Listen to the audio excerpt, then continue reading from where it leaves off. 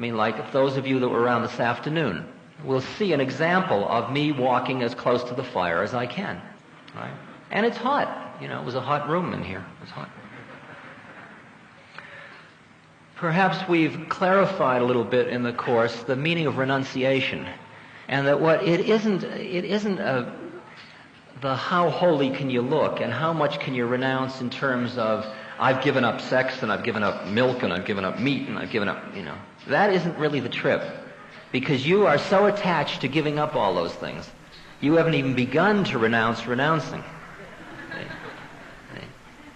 And in a way, the only game to renounce, you have to renounce your suffering, you have to renounce your trying, you have to renounce your renouncing.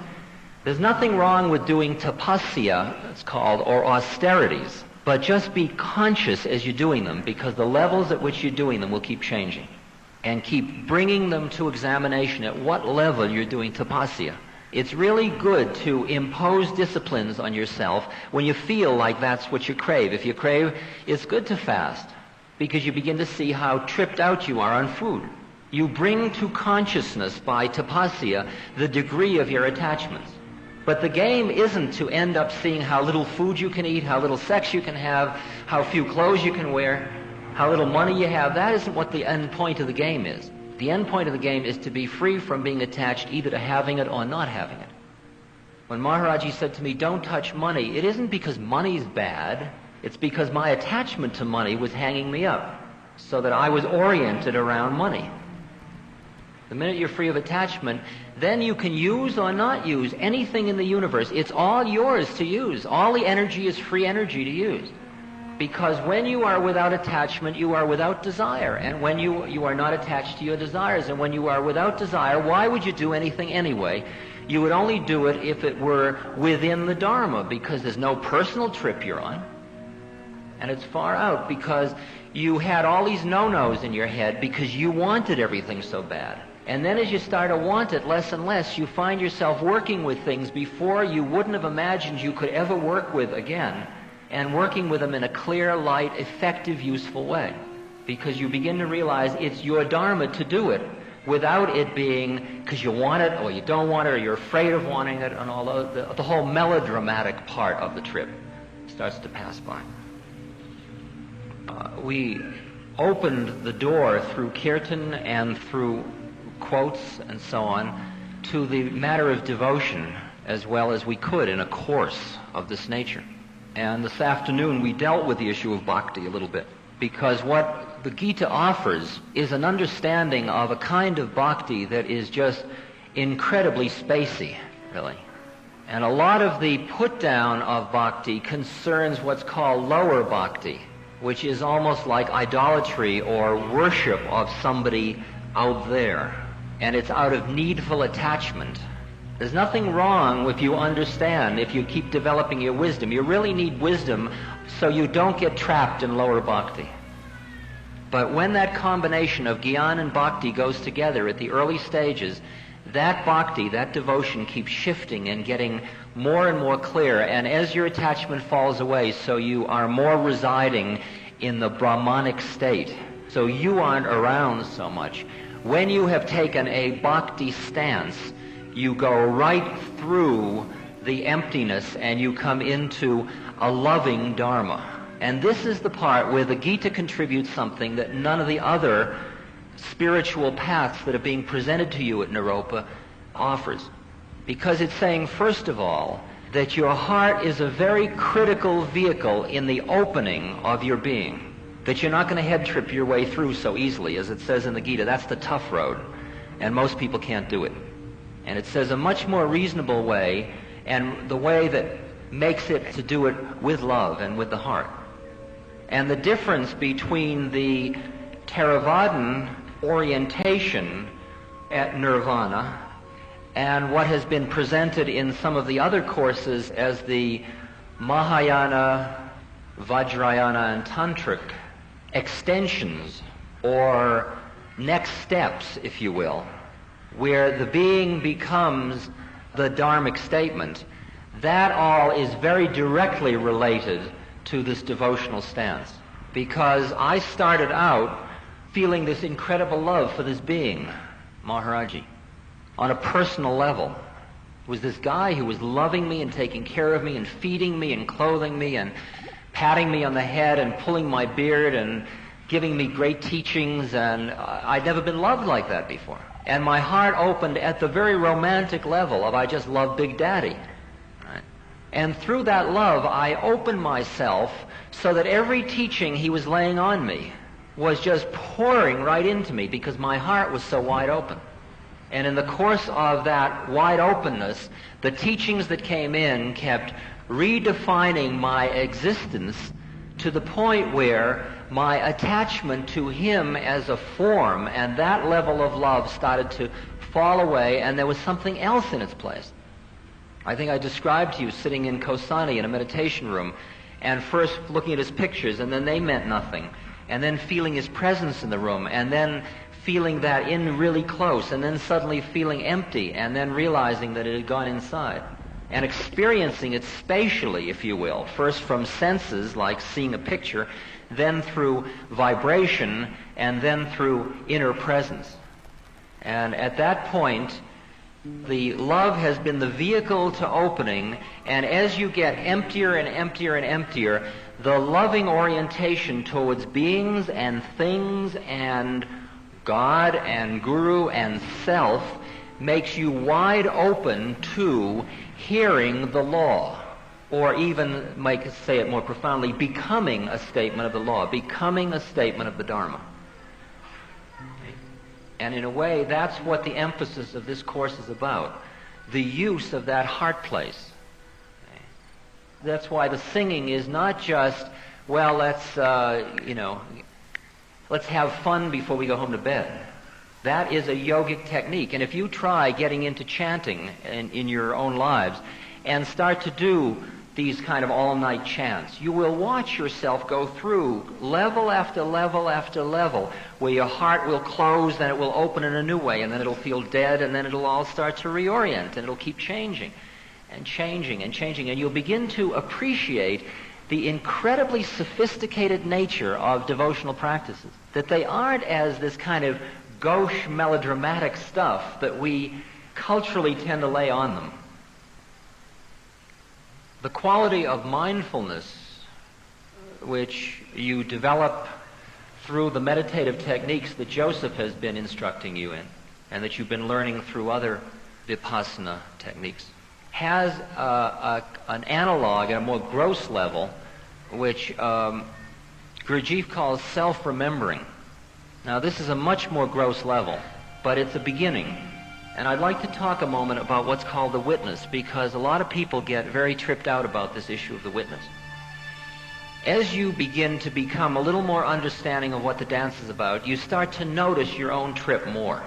And there is a type of noticing at first that is very judgmental, because it's got a standard. You've got Buddha in your mind, or Christ in your mind, or Maharaji in your mind, or Krishna in your mind, and then you've got your own behavior, and you're constantly setting them up next to one another and judging your behavior against this and in an attempt to bring them together.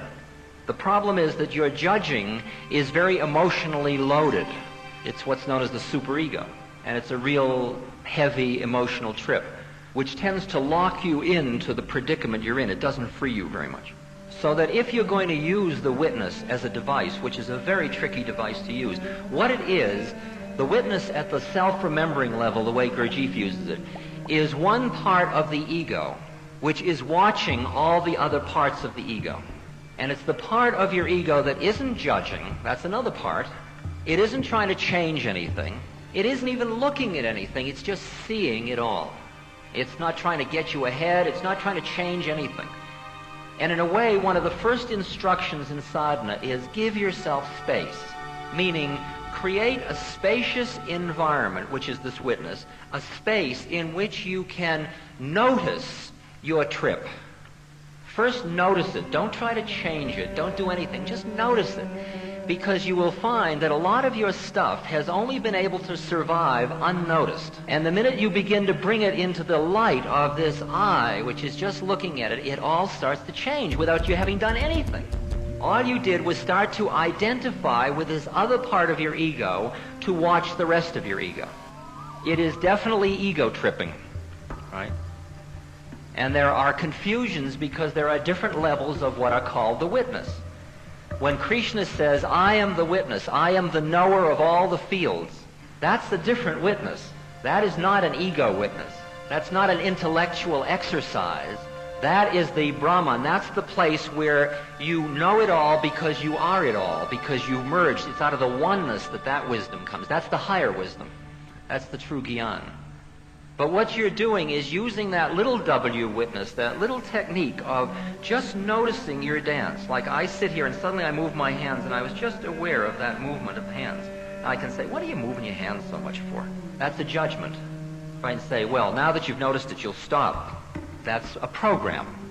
But behind judgments and programs, there's just moving your hands or hands moving. One of the ways in which you sacrifice is to sacrifice being lost as the experiencer by developing the witness. You sacrifice into the witness. Because at any time, you can become this part of your ego which is just noticing it all, very placidly, very calmly. And as that part builds up in its percentage of time in your life, the whole meaning of all of your desire system starts to change. But you will find as you try to do that, as you start to notice the witness inside, which has been there all along, or invest in it, that every time you get near a desire system where the seeds aren't cooked, screw the witness, I want to be the desire. Like I'm desiring as I walk down the street until I suddenly see the tobacco shop that has the tobacco I want. And then I'm busy getting the tobacco. Okay. Or we desire right up to the point where the foreplay begins. Then I'm the experiencer. Now, we're talking totally within a dualistic framework at this moment. The witness is still witnessing something. Later on, there is a whole other kind of pervasive perception of it all, but that comes out of non-attachment. That comes when you've given up attachment. At that point, you are witness, and you are also enjoyer, and you are also experiencer, and you are also total participant, and there is no part of it that you aren't. But you got to move step by step. And as such, in an early stage, that witness is useful, but later it's got to go. In the course of sadhana, if I can assess or share with you who we are here, since I see a lot of you individually, or have in the course of this time, some of us feel the beginning of something, some of us feel like we're away from it, some of us don't know what to do next. There's a lot of confusion. If you will keep in mind a few things. One is relax. It doesn't really matter which thing you do, because whichever thing you do next, you will bring to bear whatever consciousness you have available at this moment, and thus it will become the next teaching. And it isn't the thing you do, it's who's doing it anyway. So it isn't quite as melodramatic as all that. And the next part of the strategy is start to learn to listen and trust an intuitive sense of what you are about at any moment. And it may take you in some very unexpected avenues. Like, for example, I bet a large percentage of the people that are going into monastic retreat for a few months with Rinpoche, a few years ago wouldn't have even entertained the possibility of doing a thing like that. Can you imagine going and sitting 10 hours to meditate? Day after day, and suddenly it feels right on. It feels just right on. And I think that what we're developing in this country are opportunities for monastic and seclusion experiences where you are not making a total life commitment. You're just using it as a vehicle because you need it, and you may need to pull back at some point from your dance enough to be able to hear your inner voice more deeply. Like this fall, I'll be going to Ceylon and to India and be sitting for a month here and a month there and doing Theravadan Buddhist meditation. Last year I went to a Zen retreat.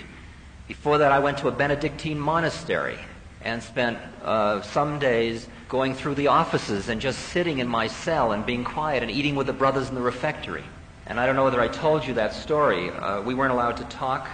And we were standing in line to wash the dishes, which was the only time when you were in line you could talk. And there was a brother right behind me, And you soap at the dish, and then you put it in a clear thing with another thing, and he was soaping his dish. And I leaned back, and I hadn't spoken to any of these brothers since I'd gotten there. And I said to him, "How long have you been here?" And I was looking at his hand going around the dish, and the answer was 16 years. And it blew me out. For 16 years he had been doing literally that. Every single day. There's no Sundays off. Now I say, well, that's not my trip. At the same moment, the way in which he said that, the kind of calmness, the presence, I had an immediate take of all the parts of Christ's body, that he was as much part of our dance, that his existence in our culture was as important as any other part of the dance. Each person had to hear, his just doing that, like the effect that had on me, which the effect it's having on you, which, and all he was doing was turning that brush, And that's at a gross level of the way the effects work. So I think that instead of pre-programming how you think your trip's going to be, it's best to listen intuitively and keep being straight. The predicament you'll often get into is you will find very seductive some sadhana or other. At least I have found that. And you go into it with this total commitment, and you drink deeply of it, and you begin to experience the finiteness of it for you. Now, what most people do at that point is they start to build defenses against it, and they start to look for ways to be critical of the method. I think a more sophisticated way of saying the thing is, I have no more work to do here. Not that it isn't beautiful and I'm not beautiful and all that. We just don't have any more work together at this time. And you've got to trust your heart, because often your teachers are going to say, don't leave, and if you leave, all hell's going to break loose, and you're going to fall into hell, and you're going to lose everything you got, and don't worry about it. Scary though it may be. You've got to keep trusting. At some point, you knew to go to the teacher because of your heart, and if your heart says, go on, go on. There's nothing wrong with leaving somebody and coming back 5 years later and say, well, I made a mistake. Mistakes are absolutely a necessary part of the process. It doesn't get you there any faster to avoid making any mistakes. The best is to just plunge head on in, keep leaping, get to the end of the diving board and dive, and then you get what you can and then go on. And the monasteries or the communes or the retreats that are very beautifully now complexly described in the New Spiritual Community Guide, because see, that now, for example, is another traditional in Hinduism. Most of us, when we are in India, are doing pilgrimages. We're going to visit this temple, that holy man, going to sing by this river, take a bath here. There are sacred routes through India. There are other kinds of routes in India too. There's the Goa, Kathmandu, Benares circuit, which is imposed on those as spiritual pilgrimages too. And now in America we're starting to develop those. And you now coming to Naropa and then going on to this or that, you are part of spiritual pilgrimage. And if you begin to recognize that as a method, not as an exception to your rule, or not because I'm so disoriented I don't know where to go, that's it. That disorientation and that moving around through this and that is the method. You are doing it. When you stop by a commune and you go in and you find out that on the catalog it says, this group is living together in love and sharing economics, and you go in and they're fighting like hell, and they've just had some wife swapping and all guilt and anger and everything, and it's lousy and miserable and you hate it and you go on. There was your pilgrimage. It was a great success. All right? Okay. And all you can do is thank the Guru for having guided you through that one, because another one has fallen. Okay. Not that you're trying to undercut each scene, but be open to a lot of your impure idolatry or worshiping or wanting to make it beautiful out there because you feel it's so shitty inside. Because slowly, as you start to cut away that stuff, you begin to realize, look, here, just like you felt about me, look, he's just another one. Then you begin to look at yourself and say, yeah, and I'm another one too, and here we are. And there, but for the grace of God, go I. The issue of gurus. There's some bit of controversy about that, as you may notice. Krishna makes it very clear in the Gita, keep your mind on me, fixed on me, and do what you do in life. And when he's talking, that particular me is not Krishna the charioteer, it's Krishna the Purushatma. And as far as I am concerned, with no qualifications whatsoever, that if you think you need a teacher, look around and find a teacher. And if you feel you are being guided within, trust it. It's okay. That as far as I understand the law of it all, we are all in grace. That the only thing that falls out of grace is your own mind. Because you think you fell out. And the minute you give up your thoughts, God is always exactly one thought away. And the minute you quiet down your mind, here we are again. Even though you feel at some level you're shucking yourself a little bit, and you'll feel it a little uncomfortable for a while because of the other traditions that you've been working with, if you can start to look at the laws that are working around you as benevolent, and I don't mean benevolent in nice, in the sense of trying to keep you alive or happy, but that is as guiding you through your karma, awakening you, helping you on your evolutionary journey. Because from where I'm sitting, we are all part of an evolutionary journey, and every experience that is happening to us at every moment is a gift of a teaching being given if you have the perceptual stance to perceive it and work with it. And if you don't, it'll work on you anyway, but less effectively than if you were conscious when you're working with it. And the only question you ask about gurus, and it's almost just, when we said to Maharaji, how do you know your guru? He just said, is it somebody who can take you all the way? And so when you meet a being where you don't find any edge at all, there's nowhere where that being is, you feel just free space around that being, and your heart is fully open, then I would suggest you go, go, go. But it's not going to be that you're going to go, go, go towards that being because I suggest it. Because the surrender is no surrender. It's a surrender where it would be absurd not to surrender. It's not even an intellectual thing. It's just you can't not do it at the moment that it happens. The whole dance is much more interesting than an intellectual imposition of I ought to do this, I must do this, I got to do that. It's just more subtle and more beautiful and more warm, more supportive, if you will. And what seems at first a bitter cup of poison later turns out to be very, very beautiful, because you begin to later be able to incorporate suffering into the whole bag. And when we are talking about death and dying and people going through horrendous suffering things, very awesome. You will be awed when you start to be so unfreaked by suffering without getting into a freaky reaction about it. And at that point, you will start to meet other beings, and when they were in that space, you previously said, oh, they're just defending. Because you couldn't imagine anybody not suffering, not wanting to avoid it, or not hurting under the suffering. And it's incredible to meet another person where there is suffering, and meet very clearly, being to being, and say, right, yeah, and there's suffering, and here we are. Because if you look in your lives, there is not one person in here that isn't a mass of suffering in many, many, many ways. And to grab, I'm having a ball, it's all wonderful, it's all beautiful, that's all true too. But don't push away any part of it, because in there is also that stuff. And don't get cheery holy. Oh, I'm not suffering, it's all wonderful, I have God. You know, because you're just going to have to give it up into a deeper despair anyway. Witness your suffering, sit with it, give it space, it changes. Don't run from it. Don Juan says, don't run from your enemies, just turn around and deal with them. Yeah, right, okay. Boy, this hurts, this is terrible. I'm humiliated, wow, is this humiliation? And boy, am I depressed. Whew, look at this depression. Far out. I'm completely caught, he said. Okay. So you got to play with those little levels of your own mind. Okay. And the attachment to being hooked on high beings and low beings, and high is better than low, watch it, because it's just sucking you into more polarities. It's just difference. Differences are different. That's all they are. That's all you can say about them. See, at first you look at people that are suffering out there and you say, I'm better than them because I know I'm suffering for God, or whatever you say. But you're no better.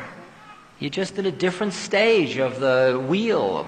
I don't know. When I look at my wheels on my car, I don't say, well, that part of the tire is better than that part. It's just another part of the wheel. And when you get over that kind of spiritual haughtiness or condescension, that's a subtle one that gets into us. When our faith isn't strong enough, we are always busy putting someone else down in order to get ourselves more secure. Don't you wish you were as evolved as I am, said the unevolved person. See? And when you evolve to the point where you say, I am what I am, then you start, and it's all right. That's an important thing. It's okay to be just what I am. Then you give space to other people to be what they are, and it's okay for them. But you're going to have to give space to yourself before you can expect to give space to anybody else. As long as you're not accepting your own predicament, you will be busy putting other people down. There's not a possibility you can get out of putting other people down when you have a negative self-concept you're attached to. So may I suggest to you, those of you that I can't do it with individually, that you just look at all of your stuff. Everybody in this room has stuff. Okay?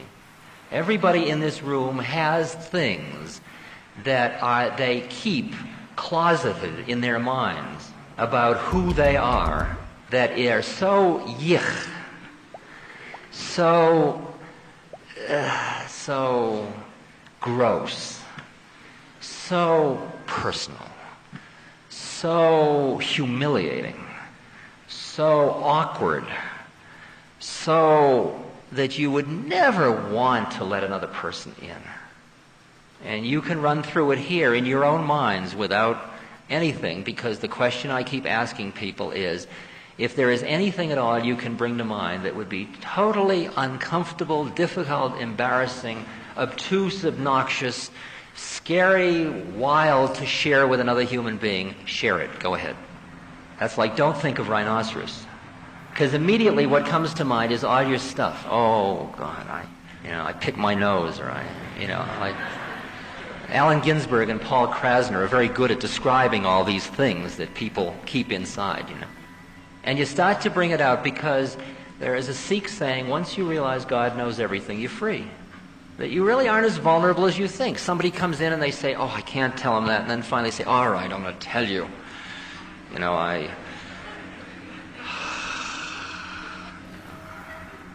Earl will say, I masturbate thinking of my father's penis and I tie my legs together first.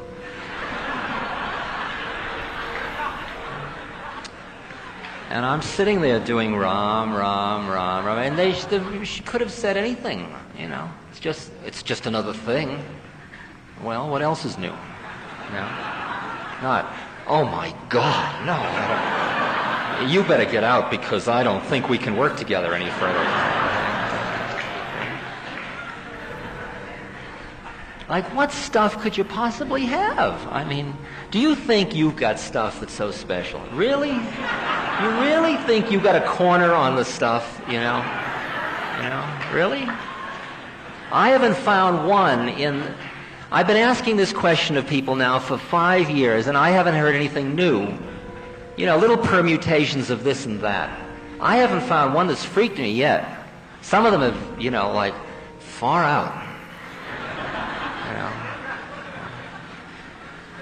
But that's about the strongest reaction I get. Because from where I'm sitting in my mantra, it's just stuff. It's just stuff. But to me, it's stuff, but to you, it's not stuff. That's my, that's my life you're stuffing, And the process is one of decathecting, if you will, of detoxifying all of these loaded negative things in yourself that are making you build this whole superstructure of I'm no good, but if I look good outside, if I'm charming, delightful, and an achiever, and if I appear to be getting ahead, it'll all be all right, because I'll look into other people's eyes and they'll tell me I'm good, so I will think I am better than I really think I am because of this stuff that if anybody knew, they would really reject. Okay?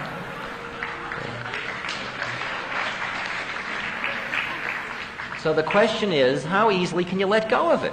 I mean, haven't you had enough of those melodramas yet? Just let them go. It's okay. You are lewd, lascivious, lazy, disgusting, disgraceful, perverse, greedy, passionate, hateful, vengeful, despicable, Right, and here we are. See? And here we are. It's the human condition. We are all part, you got to honor it all. You can't push away the dirty stuff to get so pure, because it's always sitting right under the rug, just, these little things just sitting under the rug, and you look down on the rug and you keep trying to make the rug smooth, and it just keeps knotting up, and you're just not going to get it that way. Till finally you just let go of your stuff. You don't have to do so much about it. You just got to let it go in your head. Just let it go in your head. It's very interesting that the Buddhist meditation on death that we did, in which we were looking at the repulsiveness of the body, was to offset the lust for the beauty of the body. Another exercise is to examine your own beauty and divinity of being in order to offset this whole negative trip that you're stuck in, of the core ego. And that's why it's very interesting to do these kinds of meditations where, for example, you take a being of light and you visualize it out there, and like we were talking about, you then bring it into your heart so it becomes who you are, and you let yourself become a being of love and light. And all the time you're being this being of love and light, what happened to all those negative things? They're crowded or what? But you keep working with them. Keep working with those juxtapositions. They're very useful to work with. The issue of responsibility and dependency. As many of you know, I guess maybe I described it to you, I was in a dialogue with Rinpoche up in Vermont, in which he said to me, "What do you do about sorcerers?" And I said, "What sorcerers? I don't see any sorcerers. I don't do anything about them. My guru takes care of me. It's his business. I love God. I don't know anything about any of that stuff." And Rinpoche said, "You're copping out." He says, "You must assume responsibility." He actually called me into his room and he said, "Ram Dass, these are critical times and we must assume responsibility." And I thought about that. I decided he was putting me on. So I said to him, "Look, all times are critical, Rinpoche. And God has all the responsibility. What are you coming on to me for?" He says, "No, you don't understand." Now, what has evolved as we've been working with this concept of responsibility, I've become to have a little deeper understanding, at least at one level. And it really revolves around the issue of free will and determinism. And that is that you live simultaneously with the understanding that both of those are occurring. And that on this plane, in this room, you think you are having choices and you decide to come here and you make decisions, and that's right, and that's happening, and assume the responsibility for that, just like I am assuming the responsibility to be doing what I'm doing now. It is also true that all of this is a totally programmed trip we're all on. We are all just running off our stuff lawfully, and we are each other's karma, and it's all the Guru's Leela. It's all God's Leela. It's all just play. And every now and then you get a flick, or you get into a deeper understanding where you see your own behavior as the movie running off, or as the law unfolding, and all of your choices and decisions and crises, and you see it all as, what will he do next? And you turn the page and it was all written already. See? And you are in the predicament for a long time of, like in a murder mystery, you are the butler walking into the pantry on page 42. You are also the person that's reading the story and that's read it before, it seems. And somehow you already know what's going to happen when the butler gets into the pantry. And then ultimately you accept the responsibility for the fact that you're writing the story. And there are these levels of free will and determinism. It's like a free will sandwich with determinism in between. Like first you're under the karma, you're in the gunas, you're in nature, and at that level it is all mechanical mansville and womansville. At that point you're just running off mechanically. And in that mechanical runoff, you think you're making choices. And make them. That's okay. Then you begin to be more aware and you see that it's all mechanical. And as you keep going and you transcend the gunas, you come into the Brahmanic state and you are once again truly free. And the only clause on that is, in that freedom, the only things you can do, because there's no desire within you, the only things you would end up doing are the Dharma. That is, you would end up working within the law. Because there's nothing else you would do. Because why would you? Who'd want to? You could not work within the law. There are beings in this universe who could, with a thought, bring to an end this entire physical plane. But I think that along with that power has gone the wisdom that they would only do it if that was what was to be done, within a lawful progression of yugas and kalpas and pralaya and so on. So what I'm saying is that I'm getting to the point where I assume responsibility for my dance. At the same moment, I am living in relation to my guru where, as far as I'm concerned, it's all being done to me. And I'm trying to keep both of those going at once. Because before I was caught in rejecting the responsibility and saying he's doing it, and that's because I was afraid of power. And you will notice in the sadhana that as you start to do purification and as you do all this meditation, you start to get incredible power. You get power over your own environment and over other people. And most people, because of all this negative stuff I was talking about inside yourself, are freaked about the possibility they're going to get power because they may really use it. And they are horrified of who they might be. It's like Freud's worst dream. I'll get it and I'll destroy and I'll kill and I'll castrate and I'll just rape, loot, you know. But you have to face the powers as well. And you begin, as you quiet down, after the first rush, when you start to play. Like I remember when I first started to make clouds disappear. I'm sure many of you have done that.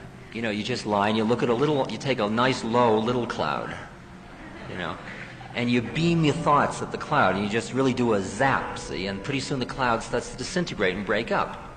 And you're overwhelmed, you got power, you say to somebody, you want to watch me make a cloud disappear? Pick a cloud, pick any cloud, see. Okay?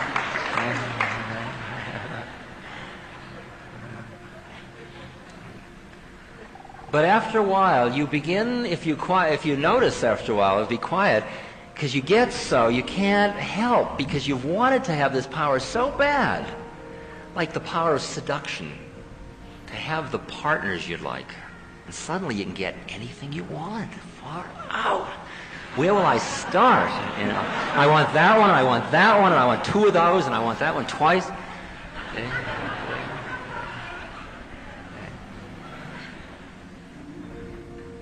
And you keep saying, it's okay, I'm not attached, see.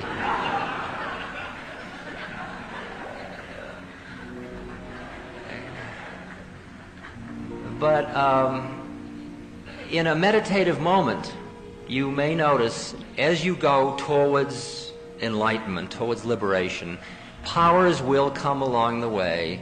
Let them go. Not you ought to let them go. But you'll figure out that if you don't, it just makes the path that much bumpier. And you will hear that, and you'll still play with them, and that's cool too. Just play with them as consciously as you can and watch the karma accrue. And for a long time, you'd rather have the little chocolate bar now than the big chocolate bar later. You want what's known as immediate payoff. Until you begin to get jaded because the immediate payoff isn't fulfilling enough. And all the karmic spin-off from the use of the powers is starting to overwhelm you. And then you just begin to be aware of your own predicament, and that leads you to the next step. It's okay. Play with your powers. It's all right. Just play with them consciously. Try to keep a meditative space going if you can about it. It helps. This is a quote about the Divine Mother from Ramakrishna. I may have read it before, but I like it to read it again. On all sides he found the manifestation of the Divine Mother, the omnipotent Mother of the universe. She was in the water, she was on land. She was the body, she was the mind. She was pain, she was comfort. She was knowledge, she was ignorance. She was life, she was death. He found the Mother in everything that he saw, or heard, or thought, or imagined. She was turning yea into nay, and vice versa. Beyond the body and mind also, it was she, the Mother, in her transcendent, her absolute aspect. Brahman and Shakti were one.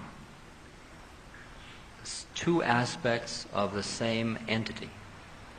I'm talking now about the different aspects of God that the Gita talks about.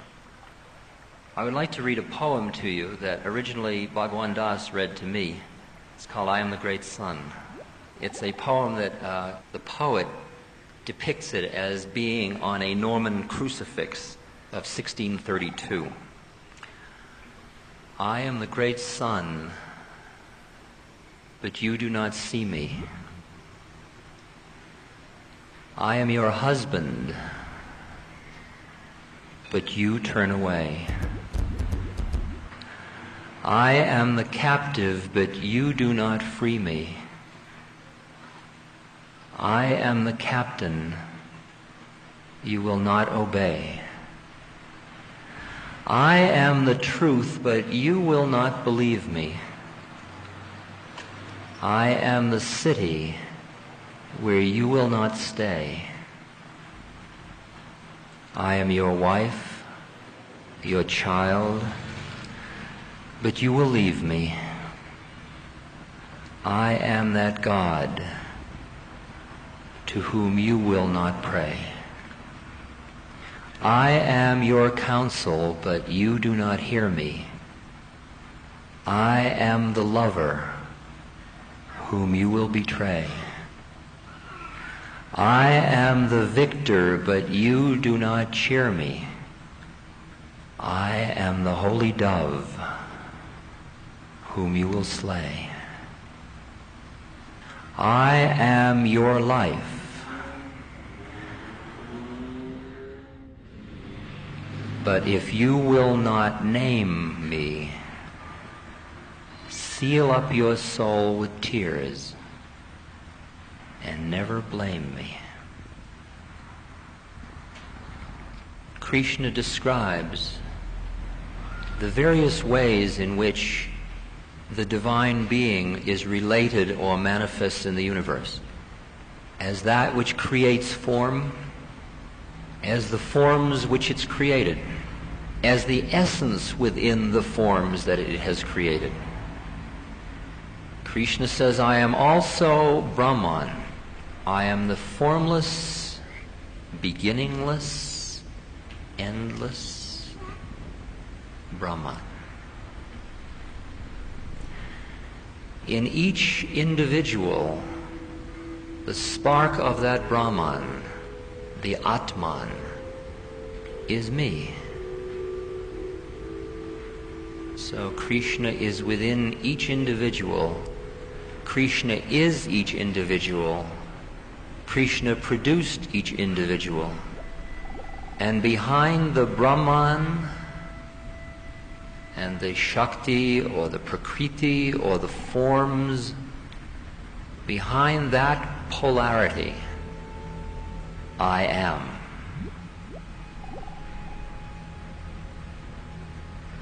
Recognizing the sacredness of everything, bringing honor, reinvesting the spirit in life,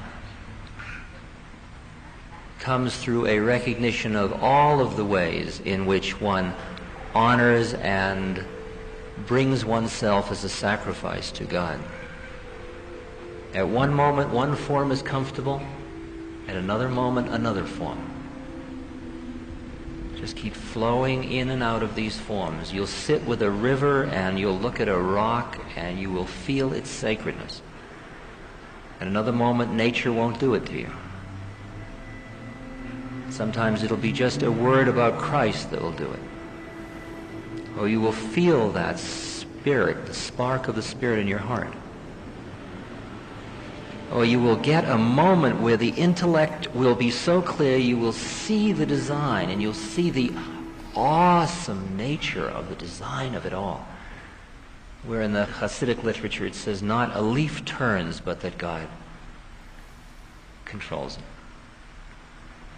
You see the exquisiteness of the law, including your own birth, growth, old age, and death. And when you are quiet enough inside, you wouldn't change a jot of it. You will really recognize its absolute perfection.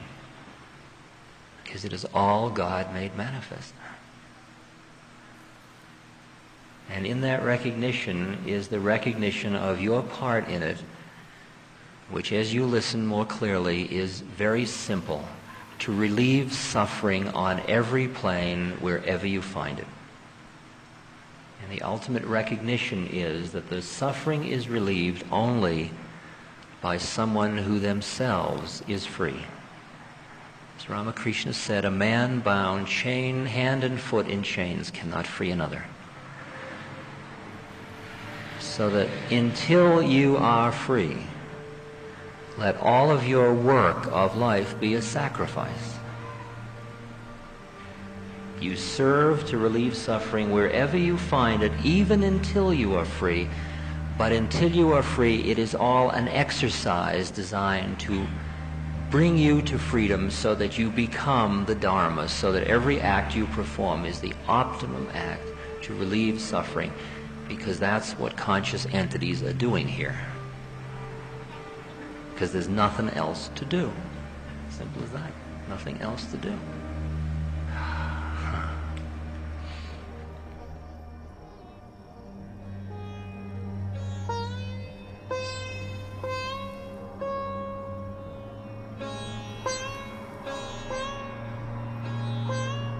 This concludes Love, Service, Devotion, and the Ultimate Surrender.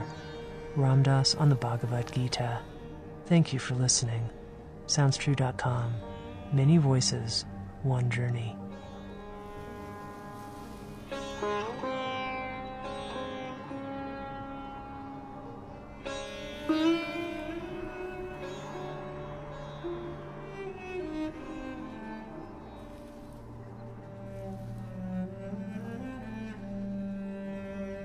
Audible hopes you have enjoyed this program.